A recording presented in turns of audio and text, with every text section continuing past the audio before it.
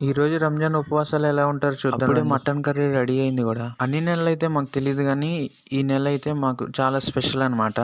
రంజాన్ నెలల్లో అతి ముఖ్యమైనది, చాలా కష్టమైనది ఉపవాసం ఉండడమే. ఎంత మంచిగా ఉపవాసం ఉందాం అన్నా కానీ పొద్దున్న లేస్తేనే కుదిరిద్ది. మేమైతే 3:15కి నిద్ర మొత్తం ఇంకా వదలలేదు.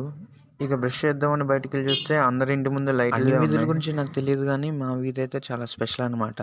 బేసిక్గా హిందూస్ ఉన్నా కానీ వాళ్ళు కూడా హిందీ మాట్లాడతారు. ఇలా మాట్లాడుతూ 3:30 అయింది. ఇప్పుడే మా టోటం వచ్చింది. మేము ఎక్కడికి వెళ్ళిపోతున్నాం, ఏ ఊరు వెళ్ళిపోతున్నాం అని చెప్పి మియావ్ మియావ్ అని అరుతుంది. ఇంతలో ఖానా ఉడుకుతా దానికి కావాల్సింది పాలే కాబట్టి నన్ను చూడండి ఫ్రిడ్జ్ దగ్గర తీసుకెళ్ళి ఫ్రిడ్జ్ దాంట్లో పాలు నేను అడుగుతుంది.